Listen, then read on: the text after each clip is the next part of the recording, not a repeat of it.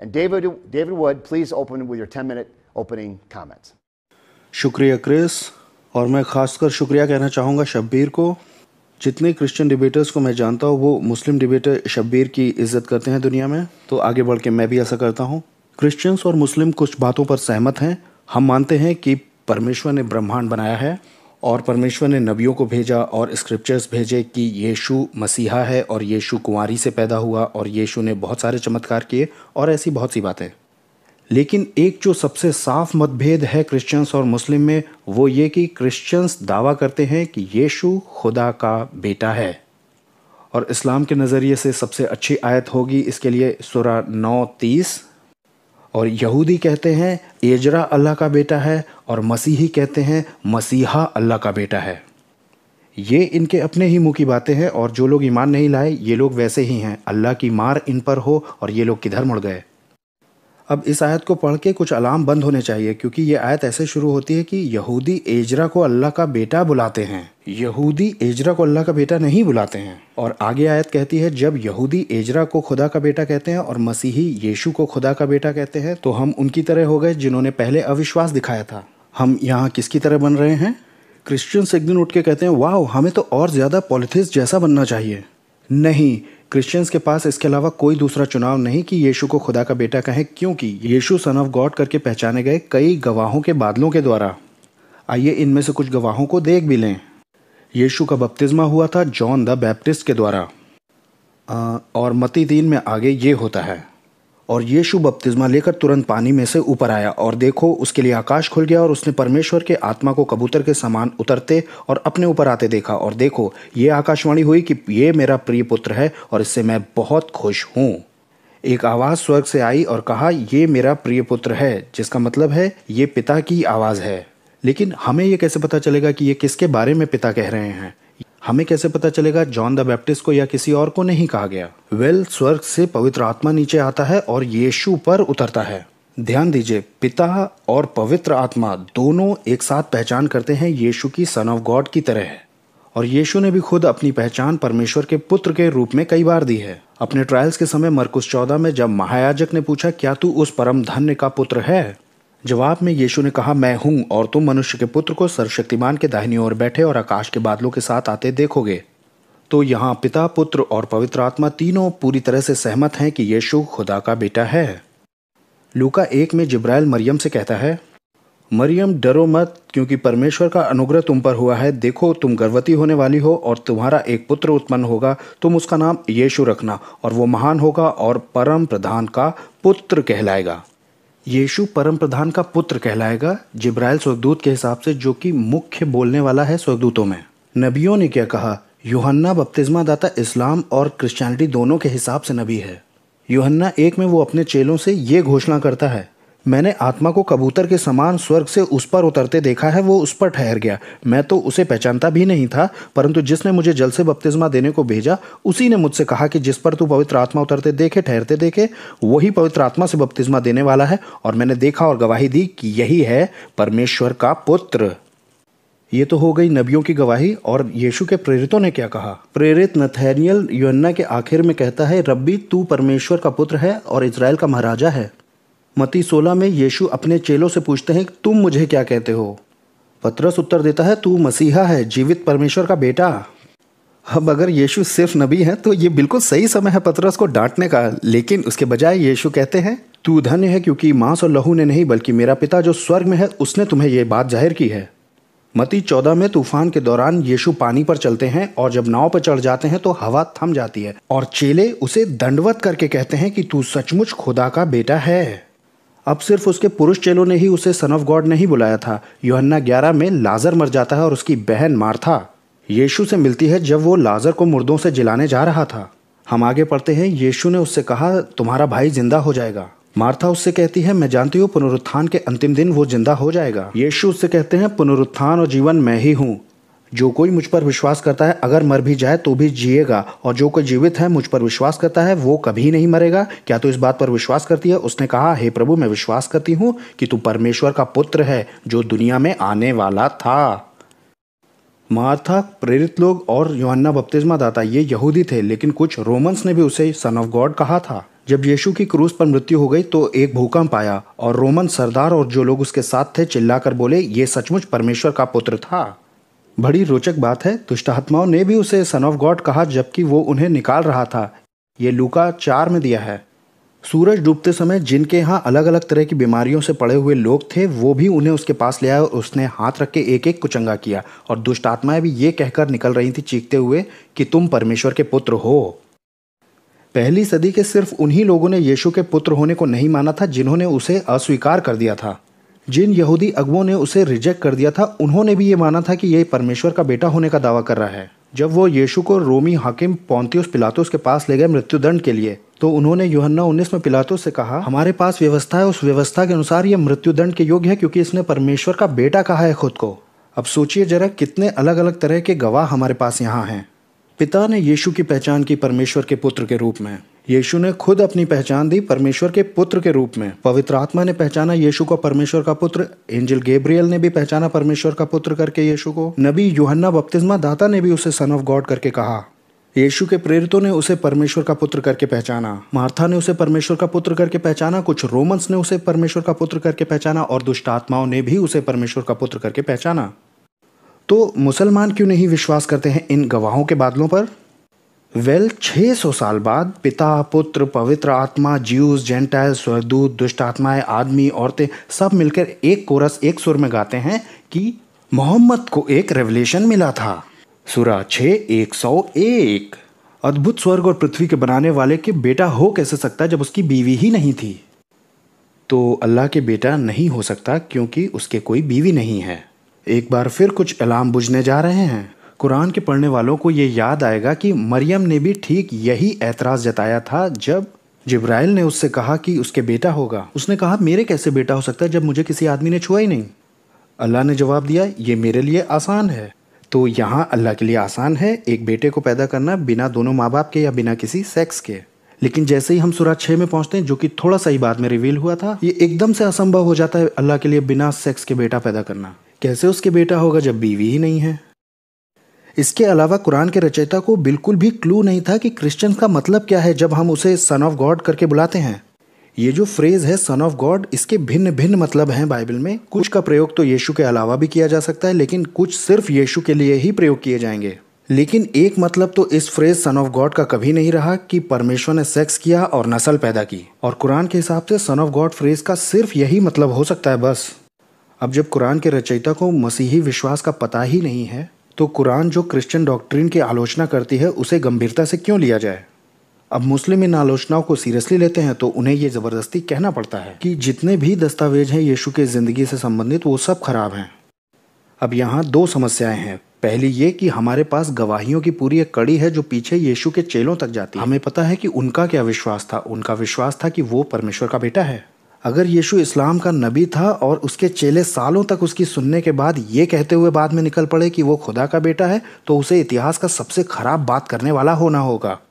दूसरा ये कि कुरान न सिर्फ हमारे क्रिश्चियन स्क्रिप्चर्स को सच्चा कहती है बल्कि उसके सुरक्षित रहने और अधिकार को भी पक्का करती है। कुरान क्रिश्चियंस को हुक्म देती है कि तुम्हारा न्याय इंजील के हिसाब से होगा। अगर तुम इंजील और दूसरे रेवलेशन जो तुम्हें मिले उस पर खड़े ना हो तो तुम्हारे पास कोई दूसरा ग्राउंड नहीं है। कुरान हमारे स्क्रिप्चर्स से दरखास्त करता है कि दिखाए कि मोहम्मद नबी था। कुरान कहती है कि यीशु के सच्चे चेलों को अल्लाह ने बचा लिया है और उन सबसे ऊंचा ठहरा दिया है जिन्होंने यीशु पर ईमान नहीं लाया। अल्लाह हमारे स्क्रिप्चर्स की और पुराने क्रिश्चियंस की तारीफ कर रहे हैं, जबकि असली मतलब है कि हमारे स्क्रिप्चर्स सब खराब हो चुके हैं और पुराने क्रिश्चियन सब काफिर थे। उसे इस हद तक खराब वक्ता होना पड़ेगा इस्लामिक जीसस की तुलना में कि वो था तो नबी, लेकिन उसने दूसरों को दुर्घटनावश ये निश्चय करा दिया कि वो खुदा का बेटा है। तो अगर आप सचमुच ये जानना चाहते हैं कि यीशु कौन था तो आप कुरान पर तो बिल्कुल भरोसा नहीं कर सकते, लेकिन हम भरोसा कर सकते हैं पिता पर, पुत्र पर, पवित्र आत्मा पर, एंजल गैब्रियल पर, जॉन द बैप्टिस्ट पर और भी बहुत सारे जिन्होंने बार बार ये कहा है कि यीशु खुदा का बेटा है। About 40 seconds to spare there. Thank you, David. Dr. Sabir Ali, we will reset the clock and we will give you that cue. And if you're ready, you can start right now. मैं शुरू करता हूं अपने session को अपने बनाने वाले सृजनहार की महिमा करते हुए। और सारे नबियों पर खुदा की सलामती मांगते हुए मैं उन सारे लोगों का धन्यवाद करना चाहता हूं जिनकी वजह से आज मैं यहां इस प्लेटफॉर्म पर आया हूं, और ब्रदर डेविड वुड का भी धन्यवाद करता हूं मेरे साथ यहां आने के लिए, और ब्रदर क्रिस का भी, और इस प्रोग्राम को ऑर्गेनाइज करने के लिए अरेंज करने वाली टीम का भी मैं धन्यवाद करता हूं। वापस आते हैं हमारे विषय पर। डेविड ने आपको एक आउटलाइन दी है उन सारे गवाहों की जो कि हम नए नियम में देखते हैं। मैं यहाँ शुरू करना चाहता हूँ ऐतिहासिक नज़रिया से, और हम देखेंगे, सोचेंगे और विचार करेंगे इन सारे गवाहों के बारे में जो कि धीरे धीरे विकसित हुए हैं। ये सब गुजरते वक्त में विकसित हुए हैं और ये असल कहानी नहीं है। और अपनी प्रेजेंटेशन में मैं 3 पॉइंट्स पर फोकस रखूंगा, और इन तीनों पॉइंट्स का संबंध इंग्लिश के 3 के पहले 3 शब्दों के साथ है, T, H और R। सबसे पहले T मतलब टेक्स्ट, H फॉर हिस्ट्री इतिहास, और R फॉर रीजन मतलब तर्क। और मैं कहना चाहता हूं कि ये तीनों टेक्स्ट, हिस्ट्री एंड रीजन मिलकर हमें ये बताते हैं कि ईसा अलैहिस्सलाम मतलब यीशु ने कभी भी खुदा होने का दावा नहीं किया, और ये नामुमकिन है उसके लिए कि खुदा या खुदा के बेटे होना, और ना ही असल में कभी यीशु ने खुदा के बेटे होने का दावा किया। और आखिर में इतिहास ये गवाही देता है कि ये विश्वास कि यीशु खुदा का बेटा है असल में गुजरते वक्त के साथ विकसित हुआ था। जैसे मैंने कहा, मैं अभी शुरुआत करूंगा हिस्ट्री से। अब जब हम इतिहास से शुरू करते हैं तो जब हम इतिहास में पीछे जाकर देखते हैं कि यीशु कौन थे, जैसे कि स्कॉलर या विद्वान लोग आज समझते हैं, तो आपको यीशु को यहूदी नजरिया के साथ समझना पड़ेगा जिसमें वह पैदा हुआ और पला बड़ा था। उदाहरण के लिए मेरे पास ये किताब है जिसको लिखा है जेम्स चार्ल्स ने, और इसका नाम है जीसस विद इन जुडाइज्म। वह हमें दिखाते हैं कि यहूदी धर्म में खुदा को अपना पिता कहकर बुलाना ये एक आम बात थी। और फिर हम ये भी समझते हैं कि पुराने नियम में बहुत से ऐसे महत्वपूर्ण लोग हैं, महत्वपूर्ण फिगर हैं जिन्हें खुदा के बेटे कहकर बुलाया गया है, और खुदा भी उन्हें अपने बेटे कहता है। खुदा ने दाऊद को अपना बेटा कहा और सुलेमान को अपना बेटा कहा, और ये बाद में होता है कि मसीही लोग इसी विचार को लेते हैं। उदाहरण के लिए हम जानते हैं कि खुदा दाऊद को अपना बेटा कहता है, और फिर मसीह लोग इसी बयान को लेते हैं और कहते हैं कि खुदा ने यीशु को अपना बेटा कहा। उदाहरण के लिए जब यीशु का बपतिस्मा हुआ था, लेकिन यह बयान असल में दाऊद की तरफ इशारा कर रहा था। तो दाऊद ये वाला डेविड नहीं, इतिहास वाला डेविड। और इस प्रकार दाऊद को भी खुदा का इकलौता बेटा कहा गया है। अब अगर दाऊद खुदा का इकलौता बेटा है और फिर यीशु को भी खुदा का इकलौता बेटा कहा गया है, और अब हमारे पास 2 खुदा के इकलौते बेटे हैं, तो हम कैसे कह सकते हैं कि यीशु ही खुदा का इकलौता बेटा है? ये समझ से बाहर है। तो सबसे पहले हमें यह समझना पड़ेगा कि इतिहास में लोगों ने यीशु की पदवी को बहुत ही बढ़ा चढ़ा दिया है। सबसे पहले लोगों ने यीशु को खुदा का बेटा कहा, और यहूदी लोग भी अपने महत्वपूर्ण लोगों को खुदा के बेटे कहते थे, और इसे मेटाफोर के तौर पर यूज किया जा सकता है, और मुझे इस पर कोई एतराज नहीं। लेकिन फिर ये शब्द खुदा के बेटे का मतलब कई लोगों के लिए बहुत ही अलग अलग है। कुछ लोग समझते हैं कि ये अडॉप्शन के तौर पर खुदा का बेटा, मतलब कि जब खुदा कहते हैं कि आप मेरे बेटे हैं, तो आप उसके द्वारा अडॉप्ट किए हुए, गोद लिए हुए बेटे बन जाते हैं। और ये सिर्फ मेटाफोर या रूपक के तौर पर नहीं, वरन बिल्कुल सच्चे तौर पर अडॉप्ट किए हुए खुदा के बेटे। तो अगर यीशु खुदा का अडॉप्ट किया हुआ बेटा है, तो ये अडॉप्शन कब हुई? क्या ये अडॉप्शन बपतिस्मा के वक्त हुई, जहां जब यीशु मुर्दों में से जी उठे तब वह खुदा के बेटे बने थे? तो ये सब असल में कब हुआ था? तो यहाँ इसे समझने के लिए बहुत ही अलग अलग तरीके हैं। अब अगला पड़ाव या स्टेज ये है कि यीशु को सिर्फ अडॉप्शन के तौर पर ही खुदा के बेटे नहीं समझा जाता है, वरन अनंत तौर पर भी खुदा का बेटा समझा जाता है, जिसमें कि हम यीशु को खुदा के रूप में देखते हैं और उसे पवित्र त्रिएकता के सिद्धांत का एक हिस्सा माना जाता है। और गुजरते वक्त के साथ ये सिद्धांत यहाँ तक पहुँचने के लिए बहुत ही विकसित हुआ है, और मसीह लोग लगातार यीशु को खुदा का बेटा कहते हैं, जबकि उन्होंने उसे खुदा की पदवी तक बढ़ा दिया है। लेकिन आप इसे दोनों तरीकों में नहीं ले सकते हैं, जैसे कि मेरा बेटा मैं नहीं हूँ और खुदा का बेटा खुदा नहीं है। तो आपको निर्णय करना पड़ेगा कि आप उसे खुदा बनाना चाहते हैं या खुदा का बेटा बनाना चाहते हैं, क्योंकि ये सब कुछ हद तक हमें गड़बड़ी में, कंफ्यूजन में लेकर जाता है, जिसके बारे में हम आगे रीजन में जाकर विचार करेंगे। तो मसीह लोग आमतौर पर कहते हैं कि यीशु खुदा का बेटा है, लेकिन जब गहराई में पूछा जाए तो वह कहते हैं कि हाँ, वह खुदा भी है। पर उसके लिए हमें एक्सप्लेनेशन चाहिए कि यह कैसे हो सकता है कि पिता भी खुदा है, बेटा भी खुदा है, पर वह 2 खुदा नहीं है। और फिर आ जाता है त्रिएकता का सिद्धांत, जिसे कि एक्सप्लेन करना बहुत ही मुश्किल हो जाता है। तो ये है इतिहास के मुताबिक। तो ये सारी लिखतें जिनसे डेविड हमें बता रहे हैं, लेकिन ये सब इतिहास में धीरे धीरे विकसित हुई हैं। और डेविड ने यूहन्ना रचित सुसमाचार से बहुत सारे वचनों का इस्तेमाल किया है, और ये बिना बताए किया है। अब बाइबल में 4 सुसमाचार है, मत्ती, मरकुस, लूका और यूहन्ना। मरकुस माना जाता है कि इन चारों में से सबसे पुराना है, और जब आप मरकुस से लेकर यूहन्ना तक पढ़ते हैं तो आप बहुत सारे बदलाव को देखेंगे। और ये सिर्फ यूहन्ना रचित सुसमाचार में ही है कि यीशु को खुदा का इकलौता बेटा कहा गया है, और ये बहुत ही विशिष्ट यानी स्पेसिफिक सिद्धांत है। और ये यूहन्ना के सुसमाचार में ही है कि यीशु को शब्दे खुदा कहा गया है। और ये यूहन्ना के सुसमाचार में ही है कि हमें कहा गया है कि यीशु के नाम से प्रार्थना करो, और ये मसीही समाज में आज आम है। और हाँ, मरकुस के सुसमाचार में भी कुछ ऐसे बयान हैं जो यीशु को बहुत ऊंचा उठाते हैं, जिनके साथ हम मुस्लिम सहमत नहीं हैं। जैसे कि एक विद्वान ने इस बात को पॉइंट आउट किया है, और जैसे कि हम इस विकास को देखते हैं मरकुस, मत्ती, लूका और फिर आखिर यूहन्ना में, तो हम अंदाजा लगा सकते हैं कि मरकुस ने भी इस कहानी का विकास किया है। मरकुस भी हमारे सामने असल तथ्यों को पेश नहीं करता है। उसका सुसमाचार भी थियोलॉजिकल डॉक्यूमेंट है जो कि तथ्यों को मॉडिफाई करके हमें मसीही थियोलॉजी देता है। इस परिवर्तन को हम बाकी के लेखों में देख सकते हैं, मत्ती, लूका और यूहन्ना के सुसमाचार की तुलना मरकुस के साथ करके। और अगर मरकुस से पहले की लिखत कोई हमारे पास होती तो हम तुलना करके देख सकते थे कि मरकुस ने भी बहुत सारे परिवर्तन किए हैं, और जो यीशु ने नहीं भी कहा होगा वो भी उसने लिख दिया होगा। हाँ, हमारे पास कुछ संकेत जरूर हैं जो मरकुस से पहले था, लेकिन हाँ, पूरी तरह लिखा गया कोई संपूर्ण सुसमाचार नहीं है, जैसे कि हमारे पास हैं जो सुसमाचार बाद में लिखे गए थे।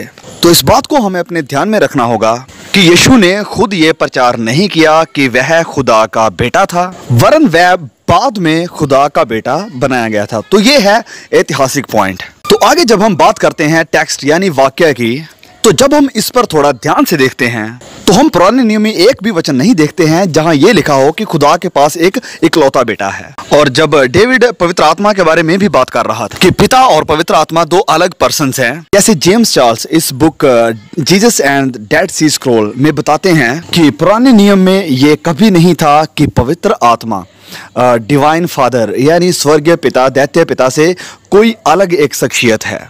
तो आपके पास ये पिता और पवित्र आत्मा दो नहीं थे, और ना ही तीसरे के प्रकट होने का कोई जिक्र था।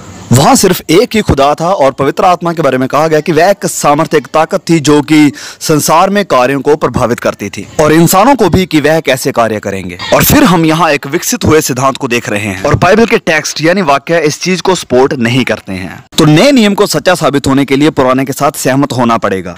जैसे जेम्स वाइट अपनी किताब गॉड हू जस्टिफाइज में कहते हैं कि खुदा एक ही है, और नए नियम का खुदा बिल्कुल पुराने नियम के खुदा के जैसा है, हर एक कार्य में और हर तरह से। तो नए नियम में आपका कोई नया खुदा नहीं हो सकता है, आपके पास वही पुराने नियम वाला एक ही खुदा होना चाहिए।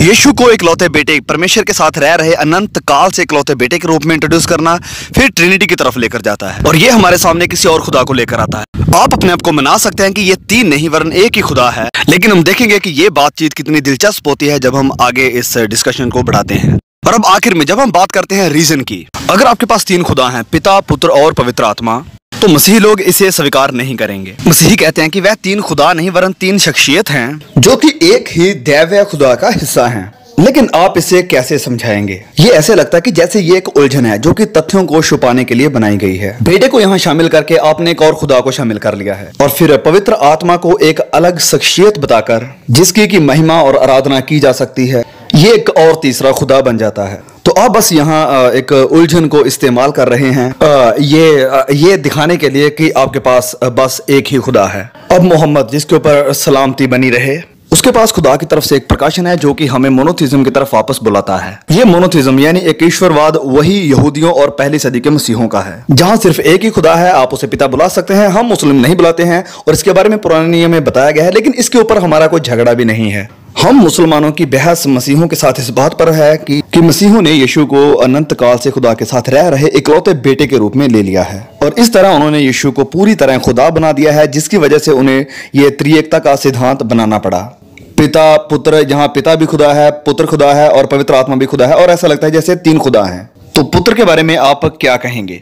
अगर ये बेटा परमेश्वर के द्वारा इकलौता बेटा बनाया गया, थ्योरेटिकली वह भी अपने बेटे और बेटियां बना सकता है, और इस प्रकार आप गॉड हेड में बहुत सारे व्यक्तियों को शामिल कर सकते हैं, और इस प्रकार त्रिएकता असल में इसके साथ नहीं निपटती है। और बाइबल में ऐसा कोई भी वचन नहीं है जो त्रिएकता की शख्सियतों को तीन तक ही सीमित रखे। एक वचन पहला यूहन्ना अध्याय 5 वचन 7 था, और मॉडर्न ट्रांसलेशंस में उस वचन को हटा दिया गया है, क्योंकि मसीह विद्वानों ने माना है कि यह वचन असल हस्तलिपि यानी असल मैन्युस्क्रिप्ट्स में नहीं है। तो जब इस वचन को बाइबल से निकाला जाता है तो हमारे पास एक ऐसी बाइबल रह जाती है जो नहीं बताती है कि गॉड हेड में या ट्रिनिटी में सिर्फ तीन ही शख्सियतें हैं। तो थियोरेटिकली आप देख पाएंगे कि यीशु के पास उसके अपने बेटे और बेटियां हैं, और फिर आप इस यूनिटी में बहुत आयत को देख पाएंगे। शुक्रिया। Thank you, Dr. Beer. Thank you, David. Thank you Chris और थैंक यू शबीर। अपने ओपनिंग स्टेटमेंट में ही मैंने कहा था कि जितने लोग यीशु को सन ऑफ गॉड करके पहचान सकते थे उतनों ने पहचाना उसे सन ऑफ गॉड करके। पिता ने, यीशु ने खुद और पवित्र आत्मा ने, ये ट्रिनिटी है। जिब्राइल स्वर्गदूत, जॉन द बैप्टिस्ट, मार्था, यीशु के चेले, बहुत सारे रोमन्स और यहाँ तक कि दुष्ट आत्माएं भी सहमत थी कि यीशु खुदा का बेटा है। हम ये पढ़ते हैं प्राचीन अभिलेखों में जो यीशु के जीवन के बारे में है, और मसीही होने के नाते मैं विश्वास करता हूँ अब जब यीशु ने सबसे चमत्कारिक जीवन बिताया है इतिहास में, तो ये परमेश्वर के मोहर की मंजूरी है उसके संदेश पर। अब मेरे मुसलमान दोस्तों की अपेक्षा मैं ज़्यादा भरोसा करता हूँ परमेश्वर की सामर्थ पर। अब अगर यीशु के पैगाम पर परमेश्वर चमत्कार कर रहा है अधिकार के साथ, तो जाहिर सी बात है कि परमेश्वर चाहता है कि लोग ध्यान दें उस पैगाम पे। अब अगर परमेश्वर ही चाहता है ये पैगाम हम तक पहुँचे, तो ये हम तक पहुँचेगा तो ज़रूर। इसलिए मैं फर्स्ट सेंचुरी के अभिलेखों को पढ़ करके सीरियसली लेता हूँ। मुझे लगता है कि मेरे मुसलमान दोस्तों का दृष्टिकोण परमेश्वर के प्रति थोड़ा कम है। वो ये तो मानते हैं कि परमेश्वर में चमत्कार करने की ताकत है, लेकिन यीशु के पैगाम को खराब होने से बचाने की ताकत उसमें नहीं है। अल्लाह ने कुरान में कहा है कि इंजील उसने दी दिशा दिखाने के लिए मनुष्य जाति को, और उसके चेलों को बचाने का भी वादा उसने किया है। लेकिन जब वो समय आया कि इंजील और चेलों को सुरक्षित किया जाता, तब अल्लाह खड़े हैं लाचार से कि वो पैगाम और चेलों को करप्ट होने दें। अब शब्बीर ने हमको कुछ कारण दिए हैं अपने यीशु के पुत्र होने के विरोध में। इनमें से ज़्यादातर कारण उन बातों पर आधारित थे जिसमें उस सिद्धांत को बढ़ा चढ़ा के बता दिया गया है कि यीशु को परमेश्वर का पुत्र सिर्फ इंसानी तौर पर पहचाना गया है, ये दूसरे लोगों पर भी अप्लाई किया जा सकता है। और बाद में क्या हुआ कि इस बात को बढ़ा चढ़ा के कह दिया गया। तो अब मैं इस बारे में कुछ कहना चाहता हूँ कि सन ऑफ गॉड का बाइबल में आखिर क्या मतलब है। क्योंकि अगर आप जाकिर नायक को देखें या मरहूम अहमद दीदात को देखें कि बहुत से मुसलमान ये मानते हैं कि जब दूसरों को सन ऑफ गॉड करके बुलाया गया है तो यीशु को भी सन ऑफ गॉड बुला लिया है, तो कौन सी बड़ी बात है। तो शब्बीर ने ये पॉइंट भी उठाया था कि यहूदियों में परमेश्वर को पिता कहना आम बात है और दूसरे लोग भी बेटे हो सकते हैं। तो बाइबल में सन ऑफ गॉड का क्या मतलब है। इसके दरअसल कई मतलब हो सकते हैं। कुछ तो जैसा मैंने बताया कि किसी और के लिए भी लागू हो सकता है, लेकिन कुछ सिर्फ यीशु के लिए। आइए हम लोग कुछ बहुत ज़रूरी वाले जो हैं उन्हें देख लें। पहला ये कि सामान्य तौर पर परमेश्वर के बच्चे करके सारी मनुष्य जाति को बोला गया है प्रेरितों के काम 17 में। पौलुस हमें ये भी बताता है कि क्योंकि उसी में हम सब चलते फिरते और जीवित रहते हैं, वही हमारा स्रोत है, उसी से हम एग्जिस्ट करते हैं, वो हमारा इस तरीके से पिता हुआ। तो ये तो होगा ह्यूमन बींग्स, लेकिन स्पिरिट बींग्स भी हैं जो परमेश्वर के बेटे कहलाते हैं। सिर्फ इसीलिए नहीं क्योंकि परमेश्वर ने उन्हें बनाया है और उन्हें सस्टेन रखता है, बल्कि वो परमेश्वर का वचन पूरा कराने में किरदार निभाते हैं। तीसरा, एक बार फिर से इजराइल देश परमेश्वर का पुत्र कहा गया। निर्गमन 4 में परमेश्वर ने मूसा से कहा, फिरौन से कहना यहोवा की वाणी है कि इजराइल मेरा बेटा है, वरन पहलौठा है। अब यहाँ पर आप एक तरह का पैटर्न देख सकते हैं जो कि परमेश्वरी के द्वारा लाया गया है कि उसे पिता की तरह बुलाया जा सकता है, क्योंकि वही इस चीज़ को कह भी रहा है। चौथा है दाऊद के वंश का राज्य करने वाला राजा। ऐसा राजा जो दाऊद के वंश में उत्पन्न हुआ हो सन ऑफ गॉड कहलाया, क्योंकि उसे परमेश्वर ने ही सिंहासन पर बिठाया। वो परमेश्वर के अधिकार के अधीन है और परमेश्वर का रिप्रेजेंटेटिव है। पांचवा जो है ये थोड़ा अलग तरह से प्रयोग किया गया है। वो लोग जो उसकी इच्छा को अपने चाल चलन से दिखाते हैं वो भी सन ऑफ गॉड कहलाए, क्योंकि वो उसकी इच्छा में उसके परिवार के हो गए हैं। यीशु ने भी पहाड़ी उपदेश में कहा है कि धन्य है वो जो मेल कराते हैं, क्योंकि वो परमेश्वर के पुत्र कहलाएंगे। तो ये वो कुछ विभिन्न तरीके हैं, और शब्बीर के हिसाब से पुराने अभिलेखों के समय में लोगों ने कुछ इस भावना से यीशु को सन ऑफ गॉड करके पहचाना होगा। अब मैं नए नियम को परमेश्वर द्वारा प्रेरित मानता हूँ, लेकिन अगर मैं आलोचक की तौर से देखूं, और आलोचक तरीका ये होगा कि प्राचीन अभिलेखों के अंदर अभिलेख निकाल करके उन्हें अलग अलग कर दिया जाए। इसमें स्कॉलर्स इसे इस तरह से तोड़ते हैं कि मार्क है, फिर क्यू जो कि काल्पनिक है, और फिर एम में जो कि मैथ्यू की सामग्री है, और एल जो है वो लूका का मटेरियल हो जाएगा। इसी तरह से आप प्रेरितों के काम को भी ले सकते हैं, और पौलुस के प्राचीन अभिलेखों को भी। मेरा मतलब है कि वो ये देखते हैं कि यीशु के जीवन से कितना नज़दीक नज़र आ रहा है। लेकिन प्राचीन अभिलेख बेशक यही होंगे, मार्क, क्यू और पॉल की पत्रियां होंगे, लेकिन उसमें भी वो सन ऑफ गॉड करके ही पहचाने गए हैं, और उसमें भी ये डिवाइन सेंस में ही कहा गया है। अब ध्यान दीजिएगा, मरकुस के गॉस्पेल से मैंने दिखाया था कि जब यीशु पानी पे चले तो उसके चेलों ने ये कहते हुए उसे दंडवत किया था, ये तो परमेश्वर का पुत्र है। अब मुझे नहीं लगता है कि उनका ये मतलब था कि तुम हो परमेश्वर के पुत्र, जैसा कि हम लोग सारे लोग दुनिया के हैं। इसका मतलब कुछ ज़्यादा निकलता है। जब वो पानी पे चला उन लोगों ने दंडवत करके उसे सन ऑफ गॉड कहा।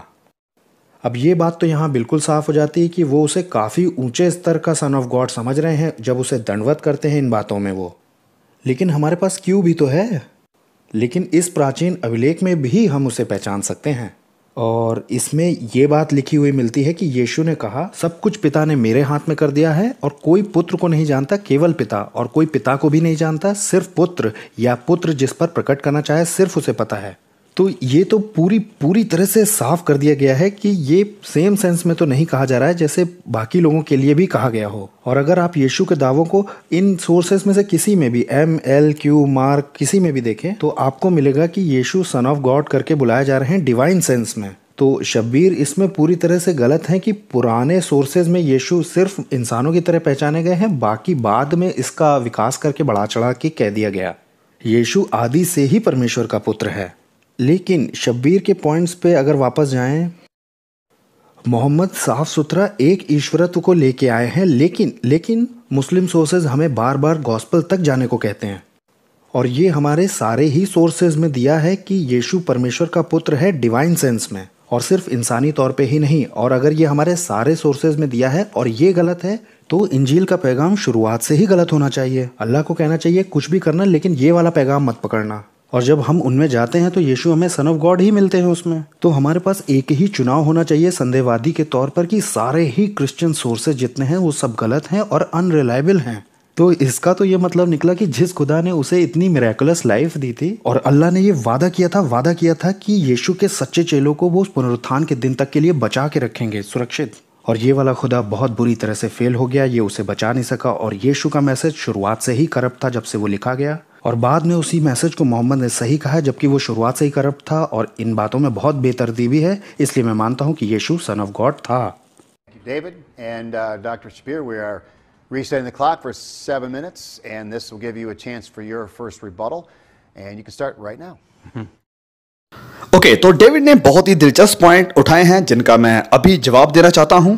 उसने कहा है कि कुरान में लिखा है कि खुदा अपने बेटे पैदा नहीं कर सकता है क्योंकि उसके पास कोई पत्नी नहीं है। लेकिन डेविड यहां मिस कर रहे हैं कि कुरान बहुत सारे तरीकों से यीशु के खुदा के बेटे होने को अस्वीकार करता है। कुरान कहता है कि खुदा के पास कोई ऐसे बेटा नहीं है जैसे लोग सोचते हैं कि पहले उसके पास एक बीवी होगी और उसके बाद उसका एक बेटा होगा, और ना ही खुदा किसी बेटे को अडॉप्ट करते या गोद लेते हैं। Takhadha is the Arabic word which means adoption. Lam yattakhidh waladan. वह किसी बेटे को गोद नहीं लेता।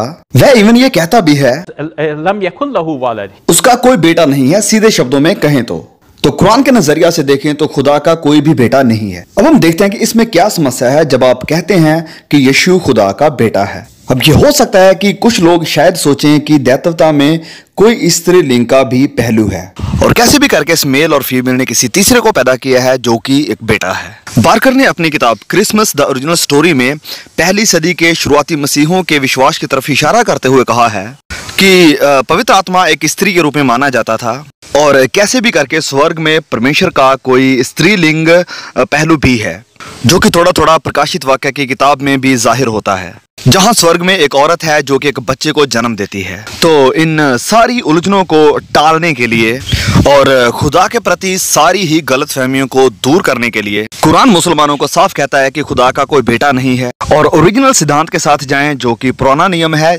जहां खुदा का कोई भी बेटा नहीं है। डेविड ने बहुत वक्त लगाया ये दिखाने के लिए कि कैसे पुराने नियम में अलग अलग तरीकों के साथ ये शब्द खुदा के बेटे का इस्तेमाल हुआ, लेकिन इनमें से एक भी तरह से ये नहीं दिखाया गया है कि किसी उस व्यक्ति के लिए ये शब्द खुदा का बेटा इस्तेमाल किया गया हो जो अनंत काल से पिता के साथ है और वह खुदा का इकलौता बेटा है। हम देखते हैं कि फरिश्तों से लेकर दाऊद तक खुदा के बेटे हैं, लेकिन एक भी नहीं जो अनंत काल से पिता के साथ रह रहा इकलौता बेटा। मुझे लगता है कि ये पुराने नियम में बहुत ही कम है और ये मसीह विचारधारा में बहुत बड़े गैप की तरफ लेकर जाता है। जब कुरान कहता है कि इंजील के अनुसार फैसला करो, तो ये सारी इंजील की बात नहीं कर रहा है जो आज हमारे पास है। यहाँ लिखा है वलयहकुम अहलुल इंजीली बिमा अंज़लल्लाहु फीह। इंजील वालों को चाहिए कि उस विधान के अनुसार फैसला करे जो अल्लाह ने उस इंजील में उतारा है। तो ये सारी इंजील के अनुसार नहीं जो आज उनके हाथों में है, वरन उनके अनुसार जो खुदा ने उनकी किताबों में उतारा है।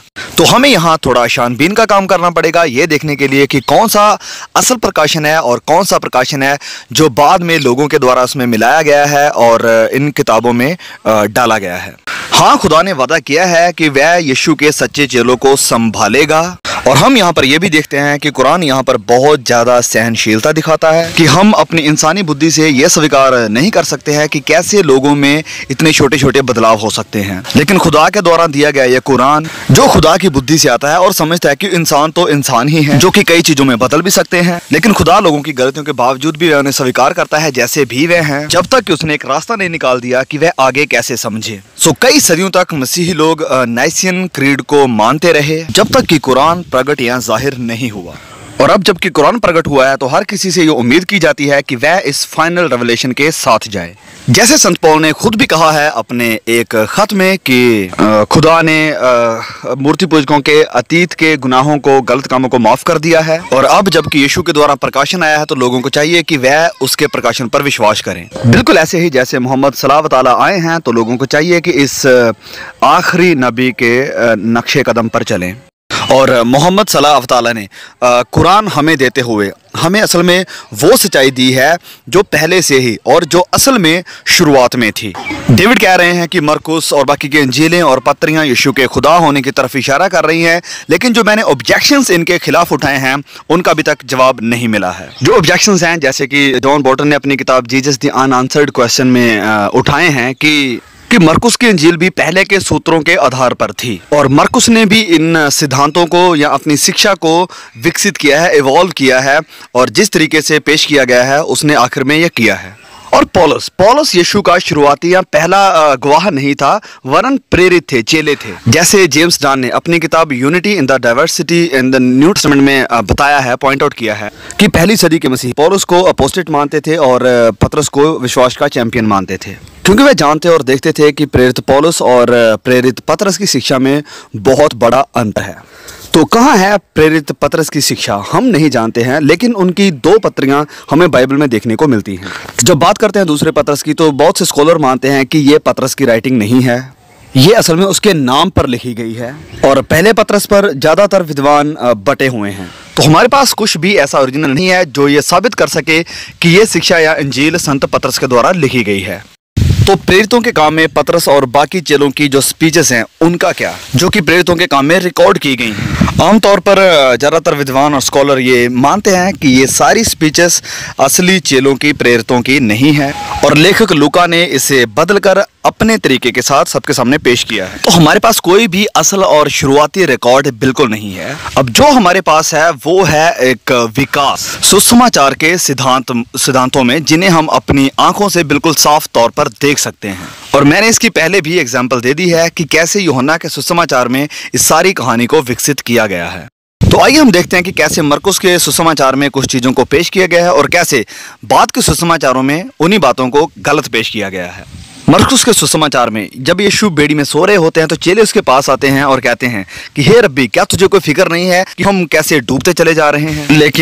लेकिन मत्ती के सुसमाचार में वह उसे प्रभु कहते हैं। सिर्फ यही नहीं, बाद के सुसमाचारों में वह जानते हैं क्या करना है, वह उसकी आराधना करते हैं। तो ये बाद में विकसित हुई असल कहानी से ली गई ये एक कहानी है। ऐसी बहुत सी चीजें हम बार बार देख सकते हैं। मरकुस में अगर उसे वह रब्बी कहते हैं तो बाकी के सुसमाचारों में वह उसे प्रभु कहते हैं। अगर वहां उसे गुरु कहते हैं तो बाद में उसे प्रभु कहा जाता है। तो पहले सुसमाचार में अगर वह उसे झिड़कते हैं तो बाद के सुसमाचारों में वह उसकी वर्शिप करते हैं। तो इस कहानी में सिर्फ विकास है। ये ऐसा नहीं है कि जिब्राइल फरिश्ते ने आकर ये लिखतें दी हैं कि हम जिब्राइल फरिश्ते के वचनों को बता रहे हैं। तो हम लोगों को पढ़ रहे हैं जो कहते हैं कि फरिश्ते ने ऐसा कहा या यूहन्ना बपतिस्मा देने वाले ने ऐसा कहा। तो ये बाद में लिखी गई कहानी है जो विकसित हुई है। तो हमें असल कहानी की तरफ जाना होगा जो कहती है कि यीशु खुदा का सेवक है, वह एक इंसान है और नबी है, खुदा का बेटा नहीं। Thank you, Dr. Shabir Ali, and take it away, David. Alright, जैसा मैंने पहले बताया कि मुझे लगता है मुसलमान परमेश्वर की ताकत को थोड़ा कम समझते हैं। जितना हम समझते उतना तो वो नहीं मानते। यीशु एक कुंवारी से पैदा हुए थे इस्लाम के हिसाब से। अल्लाह इतना करने की ताकत तो रखते हैं कि यीशु ने मुर्दों को जिंदा कर दिया, कोढ़ियों को चंगा कर दिया। इतना पावरफुल तो वो हैं। बजाय इसके कि उसे मरने दिया जाए, उसे बचा लिया जाता है और जन्नत में उठा लिया जाता है। तो खुदा के इतना करने की ताकत तो है। और ये खुदा वादा कर रहा है यीशु के चेलों को जब तक पुनरुत्थान का दिन ना आ जाए तब तक सुरक्षित रखेगा। और ये खुदा कहता है मैंने गॉस्पेल दिया है, इंजील दी है पूरी मनुष्य जाति को दिशा दिखाने के लिए, और वो उसे सुरक्षित रखता नहीं है और हमारे सारे ही सोर्सेज करप्ट हो जाते हैं। तो ये सब करने की खुदा में ताकत है, लेकिन उस पैगाम को लिखित तौर पे नहीं आने देता। अब शब्बीर के हिसाब से यीशु को सन ऑफ गॉड कहने में समस्या है क्योंकि ये इशारा कर देता है किसी औरत वाले पहलू की तरफ। मुझे ये दिखाई देता है कि कुरान पक्की तौर से इनकंसिस्टेंट है इसमें, क्योंकि कुरान चैप्टर 13:39 में और 43:3 और 4 में बात करती है मदर ऑफ द बुक की, किताब की एक माँ है, एक किताब है और एक किताब की माँ है जो अल्लाह के साथ है उसकी प्रेजेंस में। तो इस तरह की भाषा थोड़ी समस्यात्मक है। अल्लाह के साथ एक माँ है किताब की। जरा थोड़ा कल्पना कीजिए, आप जो मुसलमान वहाँ हैं, जरा इमेजिन करिए कि कोई आया आपके पास और दावा करता है कि मैं खुदा की तरफ से बोलता हूँ और मैं तुम्हारे सिद्धांतों का खंडन करूंगा। अब देखो, इस्लाम सिखाता है कि किताब की एक माँ है।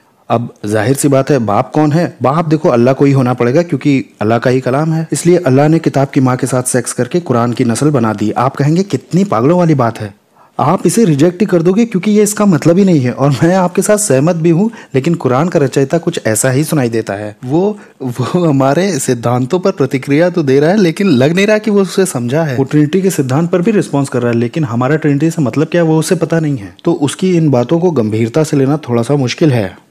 अब आइए हम चले उन कठिनाइयों की तरफ जो हमें उसके सन ऑफ गॉड होने में आ रही थी। मैंने दिखाया कि यीशु आपके पास सन ऑफ गॉड की तरह हैं मरकुस में, और यीशु परमेश्वर का पुत्र करके आपके पास मत्ती और लूका में भी हैं, और यीशु सन ऑफ गॉड करके क्यू डॉक्यूमेंट में भी हैं आपके पास, और आपके पास वो पौलुस में भी हैं। और शब्बीर ने ये कहा कि पौलुस पहले का नहीं है, मेरा मतलब पहले के लोगों से नहीं, पौलुस की पहली पत्रियों से था, और पौलुस की पत्रियां बहुत पहले की हैं। और शब्बीर ने उठाया कि पौलुस ने आगे चल के किसी तरह से इसे करप्ट कर दिया। इस पे तो हम कल बहस करेंगे, मैंने कुछ जवाब कल के लिए बचाए हैं। लेकिन जरा इस पे सोचिए कि ये कह क्या रहे हैं। अगर परमेश्वर इतना कुछ कर रहे हैं यीशु की जिंदगी से, तो ऑब्वियसली उनका कोई पॉइंट होगा इसमें।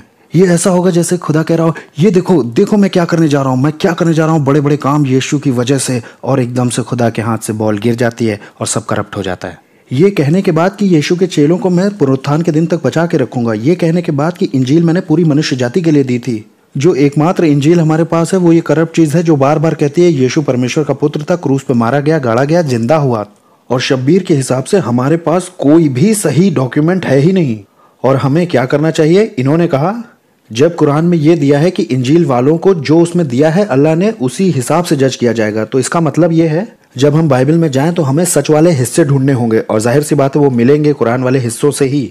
और हमें ये देखना होगा कि ये इस्लाम से कितना सहमत है, और इस्लाम को हमें इसमें सच ही मानना होगा। अब वहां जो अल्लाह कह रहे हैं इसका ये मतलब हो ही नहीं सकता। क्यों? क्योंकि थोड़ी सी ही आयतों पहले अल्लाह मोहम्मद से पूछते हैं, यहूदी तुम्हारे पास क्यों आ रहे हैं न्याय के लिए जब उनके पास तोरा है? अब यहाँ पे क्या मैसेज दिया गया है?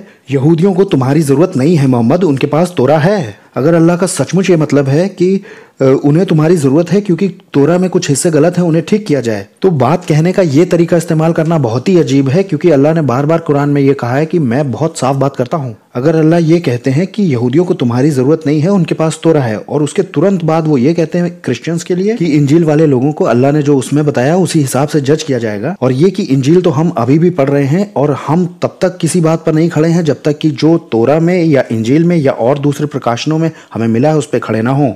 अगर उनको सचमुच यही कहना है कि तुम्हारी डॉक्ट्रिन्स करप्ट हो चुकी है, तुम उस किताब को बिल्कुल मत पढ़ना, सिर्फ कुरान को पढ़ो और बाकी सब कुछ हटा दो। एक बार फिर ऐसा बात करने का तरीका बहुत ही अजीब है उसके लिए जो साफ बात करने की बात करता हो। अगर अल्लाह का वही मतलब है जो शब्बीर का मतलब था, तो उसने बोला क्यों नहीं? क्या अल्लाह ये कहने के काबिल है, हे गाइस ये तुम्हारी किताबें सचमुच बिगड़ गई हैं, ये खराब हो गई हैं, तो इसे मत पढ़ना, कुरान में जाना बस? मेरा मतलब है इसमें पॉइंट क्या है कि एक किताब इतनी खराब हो चुकी है जिसमें अब आप लोगों को भेज भी नहीं रहे हो, उसके हिसाब से न्याय भी नहीं कर रहे हो। शब्बीर के हिसाब से अल्लाह हमें ये बता रहे हैं कि जज भी इसी किताब के हिसाब से किया जाएगा जो बार बार उसे सन ऑफ गॉड बताती है, मारा गया, गाड़ा गया, जी उठा, उसे हटा के फेक ही क्यों नहीं दिया गया? और उसमें आलोचना का एक भी शब्द नहीं है, एक भी शब्द नहीं है कुरान में आलोचना का सुसमाचार के लिए, जो कि मुझे पता हो। मैं शब्बीर को इनवाइट करता हूं कि वो दिखाएं कि कहां गॉस्पेल का करप्शन कुरान में है। Thank you, David. So that is the end of your second rebuttal, which was 5 minutes long. We're resetting the clock for Dr. Shabbir Ali to start with his debate rebuttal, and we are ready right now. David, ये बहुत ही दिलचस्प है, क्योंकि David कह रहे हैं कि कुरान एक उम्मुल किताब यानी मदर ऑफ द बुक, एक सब किताबों की माँ की तरफ इशारा कर रहे हैं कि ये किसी को विवश करने की संभावना छोड़ दे, बल्कि ये जानते हैं कि ऐसा कोई नहीं करता है, ऐसा कोई नहीं करता, क्योंकि अरबिक में हम ये यूज़ करते हैं कि मदर ऑफ द सिटी, शहरों की माँ, और ऐसा करके। लेकिन ये सब किसी भी तरफ हमें लेकर नहीं जाता है। मुझे लगता है कि आप निराशा या मायूसी के कारण ये सब पॉइंट बनाने की कोशिश कर रहे हैं।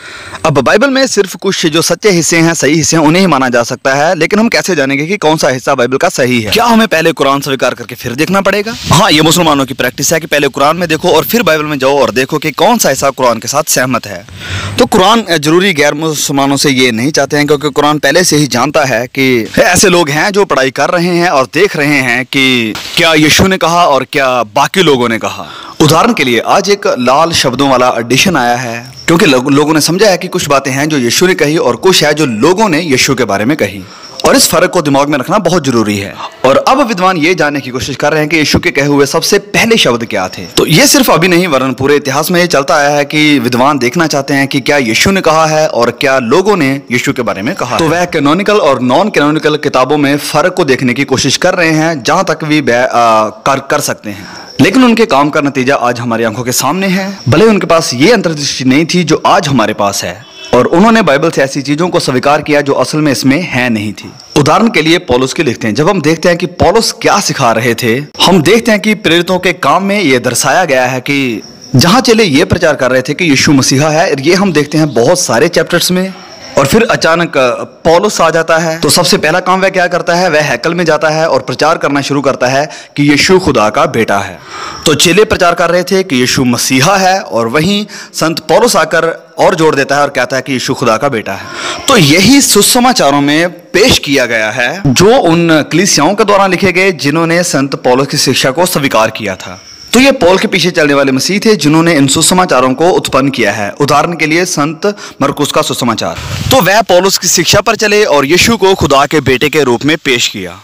लेकिन यीशु के मुंह से शब्दों को निकालने के चक्कर में ही ये सारी समस्या खड़ी हुई। मरकुस के सुसमाचार में हम देखते हैं कि यीशु से पूछा जाता है कि क्या तुम परम धन्य के पुत्र हो, और डेविड कह रहे हैं कि हाँ, यीशु ने इस बात को कंफर्म किया। लेकिन इस बात को सिर्फ यहीं पर रिकॉर्ड नहीं किया गया है, वरन बाकी के सुसमाचारों में यह स्पष्ट है कि यीशु ने महायाजकों से कहा कि आप ही हैं जो ये कह रहे हैं। तो उसने खुद से अपने शब्दों में यह दावा नहीं किया। तो हमें एक स्पष्ट दावा चाहिए जहां यीशु ने कहा है कि वह खुदा का बेटा है, और इसी बात की तो यहां पर कमी है।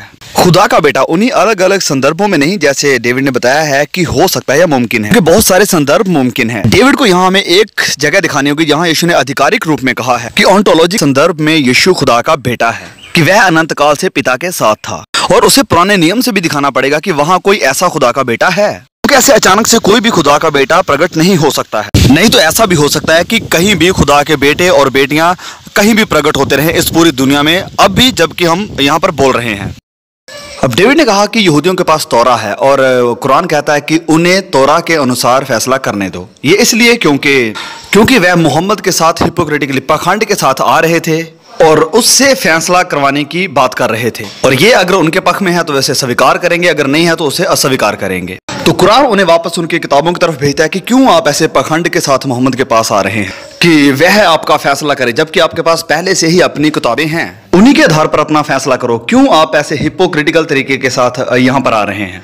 और अब डेविड कह रहे हैं कि कुरान ये भी कहता है कि यहूदी और ईसाई किसी और पॉइंट पर खड़े नहीं रह सकते हैं जब तक कि वह पहले अपने इंजील और तौरात के ऊपर खड़े नहीं रहते हैं। तो लेकिन ध्यान दीजिए कि इसके बाद क्या लिखा है, आप इसे इंग्लिश में भी पढ़ सकते हैं। लिखा है कि जिसे आपके खुदा ने उतारा है, और अब इसमें कुरान भी शामिल है। तो यहूदी और क्रिश्चियन सिर्फ अपनी इंजील और तौरा के साथ ही नहीं रह सकते हैं और कहेंगे कि हम कुरानी खुदा को मान रहे हैं। कुरान कहता है कि जो कुछ भी उतारा गया है, और इसी में हम मुस्लिम बाकियों से आगे हैं, क्योंकि हम तौरात को भी मानते हैं, इंजील को भी मानते हैं, और खुदा के आखिरी प्रकाशन यानी जो अल्लाह ने कुरान दिया है अपने नबी मोहम्मद सल्लल्लाहु अलैहि के द्वारा, उसको भी मानते हैं। तो क्या पहली किताबें भ्रष्ट हो गई हैं? तो बहुत सारे संकेत हैं इस पर। कुरान में बहुत ही स्पष्ट वचन है इस पर। उदाहरण के लिए कुरान का सूरा नंबर 2 आयत नंबर 79 में लिखा है,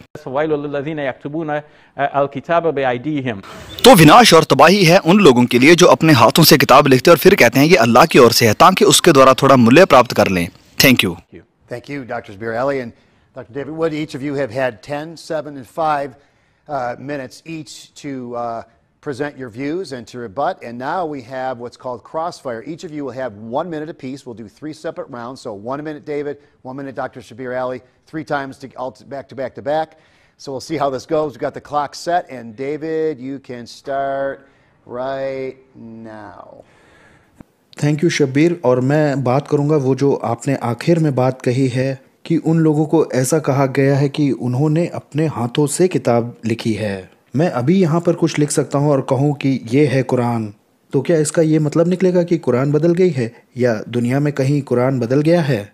मैं नहीं समझ पा रहा हूँ कैसे। लेकिन अगर इसका ये मतलब है कि जैसे आपको मालूम ही है कि ये यहूदियों को कहा गया है, तो मैं ऐसा कहूँगा कि गॉस्पेल को करप्ट फिर क्यों बोला जा रहा है? लेकिन जब हम इसी पैसेज को आगे पढ़ते हुए बढ़ते हैं तो यहूदियों से अल्लाह कह रहे हैं कुछ ही बस आयतों के बाद देखिए, तो क्या तुम लिखे हुए के सिर्फ एक ही हिस्से को मानते हो और दूसरे हिस्से को नहीं मानते? तुम में से जो भी कोई ऐसा करता है उसको इसके सिवा और क्या बदला मिलेगा कि इस दुनिया में उसे अपमान मिलेगा और आने वाले कयामत के दिन में कठोर से कठोर यातनाएं उन लोगों को झेलनी होंगी। तो यहाँ वो कह रहे हैं कि क्या तुम आधा मानते हो और आधा नहीं मानते, और आप हमसे एग्जैक्टली यही करने को बोल रहे हो गॉस्पेल के साथ। तो अल्लाह के हिसाब से तो हम ऐसा करके नरक चले जाएंगे। Great. We're going to reset the clock for 1 minute for Dr. Shabir Ali, and you can start right now. तो ये शब्द किताब का मतलब अलग अलग हो सकता है कुरान में। जैसे आपने कहा कि बाइबल में खुदा के बेटे का मतलब अलग अलग हो सकता है। कभी कभी ये शब्द किताब उन वचनों की तरफ इशारा करता है जो यहूदियों और ईसाइयों को दिए गए थे, फिर ये इशारा करता है उन किताबों की ओर जो उनके पास हैं। जब कुरान कहता है कि तो क्या तुम किताब के एक हिस्से को मानते और एक को नहीं मानते, ये उन असल वचनों की तरफ इशारा कर रहा है जो उन्हें दिया गया था। क्या आप खुदा की कुछ आज्ञाओं को मानोगे और जो बाकी हैं उनको छोड़ दोगे? ये सुनने वाले यहूदी थे जिनसे कहा गया था कि जो वह कर रहे हैं उसके बारे में सोचें। क्या वह पूरी तरह से कुछ हिस्सों को मान रहे हैं और कुछ हिस्सों को छोड़ रहे हैं, जबकि वह समझते हैं कि पूरी किताब अब उनके हाथों में है? तो वह क्या करते हैं? क्या वह कुछ हिस्सों को मानते और कुछ हिस्सों को छोड़ते हैं? तो जब बात आती है अंजील की, तो कुरान पूरी तरह से स्पष्ट है कि यीशु खुदा का बेटा नहीं है, और जो कहते हैं कि वह है, يضاهئون قول الذين كفروا من قبل. वह अविश्वासियों की कहावतों को मान रहे हैं। Okay, we're done with round 1 of our crossfire. We're going to reset the clock, and David, you can start right and close to and right now. All right Shabbir, ये नहीं है जो वो आयत कह रही है, क्या तुम किताब के एक हिस्से को मानते हो और बाकी बचे हुए को नहीं? कोई ऐसा टेक्स्ट है जो उनके सामने होगा, तुम आधा मानते हो और आधा नहीं मानते? जो ऐसा करता है उसे क्या बदला दिया जाएगा? उसे इस दुनिया में अपमान और कयामत के दिन उस पर कठोर यातना होंगी। तो अल्लाह यहाँ कह रहे हैं कि एक हिस्सा मानते हो और दूसरा हिस्सा नहीं मान रहे हो टेक्स्ट का, और आप हमें ये कह रहे हो कि इसका असली मतलब ये है कि यहूदी ये समझ जाएं कि उनका एक हिस्सा काम का नहीं है और एक हिस्सा है जिसे वो ग्रहण कर सकते हैं। इसका ये मतलब बिल्कुल नहीं हो सकता, और अगर ऐसा है तो अल्लाह एक अच्छे कम्युनिकेटर नहीं है। और अगर उस बात में जाएं जो आपने कही कि मसीहियों को दूसरे रेवलेशंस मिले हैं, लेकिन अल्लाह ने वहाँ अंतर दिखा दिया है किताब के लोगों को जो प्रकाशन मिले हैं और जो प्रकाशन मुसलमानों को मिले हैं उसमें। तो हमारा ये विश्वास है कि कुछ प्रकाशन हमें मिले, कुछ आपको मिले, और इसमें एक अंतर है। तो यहाँ ये बात की गई कि एक रेवलेशन क्रिश्चियंस के लिए उतरा और वो रेवलेशन हमारे पास है, और वो बार बार यही कहता है कि यीशु सन ऑफ गॉड है। Halfway through, we're going to reset the clock, and we'll give Dr. Shabir Ali a chance to respond to that, and right now. Okay David, जैसे आप इस पॉइंट पर जोर दे रहे हैं तो हम वचन की गहराई में जाते हैं। कुरान में जो उन्हें बात कही जा रही है वह ये है कि उन्हें अपना खुदा की तरफ से वाचा दी गई है कि वह लोगों को उनके घरों से बाहर नहीं निकालेंगे और ना उनके ऊपर हमला करेंगे, लेकिन वह लगातार ऐसा करते रहे। और जब भले ही उन्होंने अपने लोगों को मारा और उन्हें उनके घरों से बाहर निकाल दिया, तो जब बात आती थी दूसरों की मदद करने की, तो वह कहते थे कि हाँ, हम दूसरों की मदद तो करते हैं लेकिन हम अपने लोगों के साथ ऐसा नहीं करते, और इस तरह वह कुछ हिस्सों को मानते और कुछ हिस्सों को छोड़ देते थे। तो ये एक विशिष्ट आ गया है जिसके बारे में कुरान बात कर रहा है। तो जब बात आती है नए नियम की, तो असल कहानी ये है कि यीशु एक नबी था, एक सेवक था और अल्लाह का मैसेंजर था। मत्ती अध्याय 12 वचन 18 हमें बताता है कि यीशु खुदा का सेवक था, और फिर पौलुस ने इसे बदलकर खुदा का बेटा बना दिया, और यही कुछ हमें देखने को मिलता है बाकी के सुसमाचारों में। Okay, great. We're going to reset the clock for our last round of our crossfire, and we can start right now. अब शब्बीर, आप बार बार ये कह रहे हो कि पौलुस ने सन ऑफ गॉड के सिद्धांत को आगे बढ़ाया क्योंकि एक्ट्स में पहला इंसान वही है जिसने ऐसा कहा, लेकिन आपको और सबको पता है कि एक्ट्स जो है वो लूका का दूसरा भाग है, और यीशु को सन ऑफ गॉड करके पहले ही चैप्टर से पहचाना गया है लूका के। और लूका की किताब प्राचीन स्रोतों पर आधारित है जैसे कि क्यू और मार्क, और इन दोनों में ही यीशु को सन ऑफ गॉड करके पहचाना गया है। तो आप कैसे कह सकते हो कि उसे यहाँ सन ऑफ गॉड कहा गया, वहां सन ऑफ गॉड कहा गया, और फिर लूका ने उसे सन ऑफ गॉड करके पहचाना और वो मटेरियल लिया, और फिर पौलुस ने उस प्रेरितों के काम की किताब में उसे सन ऑफ गॉड बुलाया और फिर इन्वेंट कर दिया ये सब। अगर अगर आप ये कहने जा रहे हो तो मैं नहीं समझ पा रहा हूँ कि कौन सा मेथड आप लगा रहे हो। ऐसा मेथड तो मैं भी लगा सकता हूँ इस्लाम के लिए और बाकी हिस्सों पे ध्यान ही ना दूं, और ये कहने के बाद अल्लाह के कि मैं यीशु के चेलों से वादा करता हूँ कि उन्हें बचाऊंगा, और ये कहता है कि गॉस्पेल मैंने दिया था मनुष्य जाति के गाइडेंस के लिए। तो आप जो बता रहे हो उस हिसाब से तो इंजील ने आज तक किसी को गाइड नहीं किया, जबकि था ये पूरी दुनिया के लिए। Of our crossfire, and we're going to start the clock right now. Okay देखो डेविड, मैं ये कहने की कोशिश कर रहा हूँ कि लूक जानता था कि पौलुस ही है जो सबसे पहले यीशु को खुदा का बेटा कहता है। चेले जिनका जिक्र पौलुस से पहले किया गया है वह असल में प्रचार कर रहे थे कि यीशु मसीहा है। तो लूका को ये विचार कहाँ से मिला अपने सुसमाचार में लिखने का कि जिब्राइल फरिश्ता ये कह रहा है कि यीशु खुदा का बेटा कहलाएगा? हम नहीं जानते, क्योंकि लूका नहीं बताता कि कौन से सूत्रों से उसने ये सारी इन्फॉर्मेशन ली। वह अनजान है और हम कह सकते हैं कि इसमें बहुत संदेह है। तो हम इस चीज़ को स्वीकार नहीं कर सकते हैं, क्योंकि ये बहुत ही महत्वपूर्ण बात है। जब कुरान कहता है कि यीशु के जो पहले चेले थे वह बचाए जाएंगे या सुरक्षित रखे जाएंगे, तो इसके बहुत सारे मायने निकल सकते हैं। इसका मतलब ये भी हो सकता है कि खुदा ने इस ग्रुप को संभाल के रखा कि वह यीशु पर विश्वास को बनाए रखें, और अगर उन्हें यीशु के बारे में कुछ गलत फहमियाँ थी तो खुदा जैसे भी लोग हैं उन्हें ऐसे ही स्वीकार करता है, क्योंकि उस समय ज़्यादा जानकारी ना होने के कारण वह कुछ बेहतर नहीं कर पाए। Okay, great. Well, we thank you, gentlemen, for that very, that's why we call it crossfire. Dr. Shabir, you've got it. Oh, we're going to reset the clock. Sorry. Let me, we're getting there. Okay, and right now. तो okay, मैंने अपनी presentation को 3 points में summarise किया था। T मैंने बताया था टेक्स्ट के लिए खड़ा होता है, एच हिस्ट्री के लिए और आर रीजन के लिए, और ये 3 के पहले 3 शब्द हैं। और हाँ, पुराने नियम का टेक्स्ट कहीं भी ये सपोर्ट नहीं करता है कि अनंत काल से परमेश्वर का कोई इकलौता बेटा है, और बाद में किसी को लेकर आना ये एक परमेश्वर पर विश्वास को भ्रष्ट करता है। और फिर दूसरा मैंने बताया था कि हिस्ट्री, इतिहास ये इशारा करता है कि यीशु खुदा का बेटा है या खुदा है। ये विश्वास बाद में विकसित या डेवलप हुआ है। पहले तो मेटाफोरिकली मसीहों ने यीशु को खुदा का बेटा माना, इससे हम मुसलमानों को कोई एतराज नहीं है, भले ही हम इसे ऐसे इस्तेमाल नहीं करेंगे, लेकिन असल एतराज तब होता है जब मसीहों ने यीशु को माना कि वह अडॉप्ट किया हुआ खुदा का बेटा है, और फिर मसीहों ने माना शुरू कर दिया कि वह अनंत काल से खुदा का इकलौता बेटा है। और यह विश्वास भी 2 चरण में हमारे सामने आया। पहले माना जाता है कि वह तब खुदा का बेटा बना जब वह मरियम के गर्भ में आया था, और फिर उसके बाद उसे अनंत काल से पिता के साथ प्रोजेक्ट किया जाने लगा। और यह माना जाता है कि खुदा पिता था और मरियम माता थी, और यह हमारे मनों में एक कन्फ्यूजन को पैदा करता है, और इसके साथ साथ ये खुदा के साथ एक स्त्री लिंग को भी जोड़ देता है। लेकिन खुदा इसे अस्वीकार करता है, इसलिए नहीं कि खुदा के